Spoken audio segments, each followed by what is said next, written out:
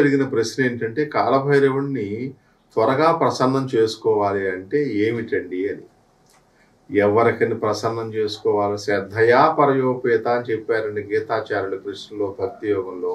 శ్రద్ధాభక్తులతో ఎవరైతే ప్రార్థిస్తారో, తపస్సు చేస్తారో, తపస్సు అంటే విఠలాచారి అట్టమోపింగ్ సినిమాలో లాగా గడ్డాలు మీసాలు పెరగటం, తుఫాన్లు వర్షాలు వచ్చినా పుట్టలు పెరగటం, పాములు తిరగటం కాదు.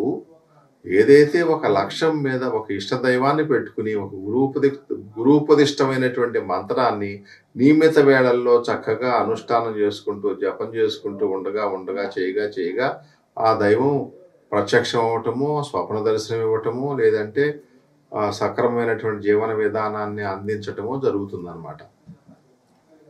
వారు కోరినటువంటి కోరిక తీరే అవకాశం ఉంటుంది.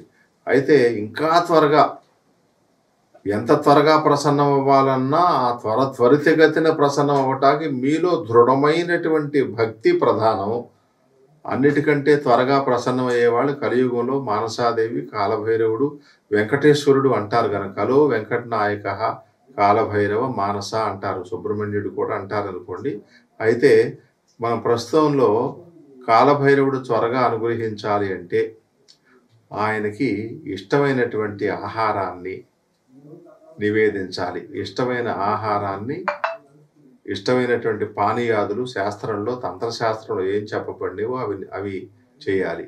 తరువాత కాలభైరవ యొక్క మంత్రాన్ని ఎవరైనా కాలభైరవ తత్వ ప్రచారకుల దగ్గర కాలభైరవ ఉపాసన చేసి ఆ కాలభైరవ మంత్రాన్ని సిద్ధింపజేసుకున్న వారి ద్వారా మంత్రాన్ని పొంది ఆ మంత్రాన్ని అక్షర లక్షలుగా చేస్తూ ఉన్నట్టయితే రోజుకు 2 గంటలు, 5 గంటలు, 6 గంటలు, 10 గంటలు అలా చేసినట్టయితే, ముందు పగలు కంటే రాత్రిపూట ఎక్కువ ధ్యానం చేసినట్టయితే, జపం చేసినట్లయితే, ఇంకా ఈ అటవీ ప్రాంతాల్లో, శ్మశాన ప్రాంతాల్లో చితాభస్మాన్ని ధరించి చితాభస్మాన్ని ఆ విగ్రహానికి లేపనం చేసి నగ్నంగా ఉన్నటువంటి విగ్రహానికి కాలభైరవుడి యొక్క రూపానికి చితాభస్మ లేపనం చేసి ఆయనకి ఇష్టమైనటువంటి ఆహారాన్ని, ఇష్టమైనటువంటి పానీయాలని వారికి తంత్రశాస్త్రం చెప్పండి విధంగా అర్చించినట్లయితే త్వరితగతిన ప్రసన్నమయ్యేటువంటి దైవాల్లో కాలభైరవుడు ప్రప్రథములని ఖచ్చితంగా చెప్పగలం.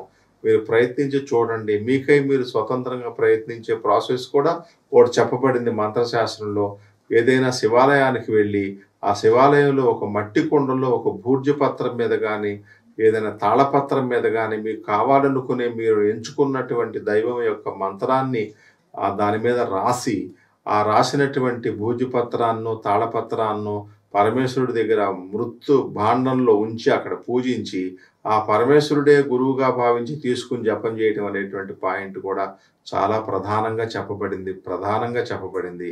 ఆ విధంగా కానీ మానవులుగా ఉండేటువంటి సిద్ధులైన వాడి దగ్గర కానీ మంత్రం తీసుకుని మంత్ర జపమే జపతో నాస్తి పాపం అన్నారు, కృషితో నాస్తి దుర్భిక్షం అన్నారు, జపయజ్ఞోస్మి అన్నాడు గీతలో కృష్ణ భగవాన్. చేత జపం గంటల తరబడి, రోజుల తరబడి, సంవత్సరాల తరబడి, అహోరాత్రాలు జపం చేయగా తప్పకుండా ప్రత్యక్షం అవుతారు.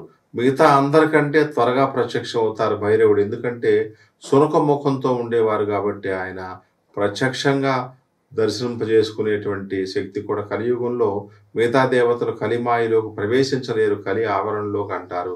కాలభైరవుడు తప్పనిసరిగా ఆ కలిమాయని ఛేదించి ప్రత్యక్ష దర్శనం పొందిన వాళ్ళు కూడా ఉన్నారు మహానుభావులు చాలామంది. మంత్రాన్ని చేయాలి బాగా, జపతో నాస్తి పాతకం అన్నారు. అంచేత మీరు జపం బాగా చేయండి, కాలభైరవుడిని ఉద్దేశించి మంత్రం జపం చేయండి, త్వరగా ప్రసన్నం అవుతారు.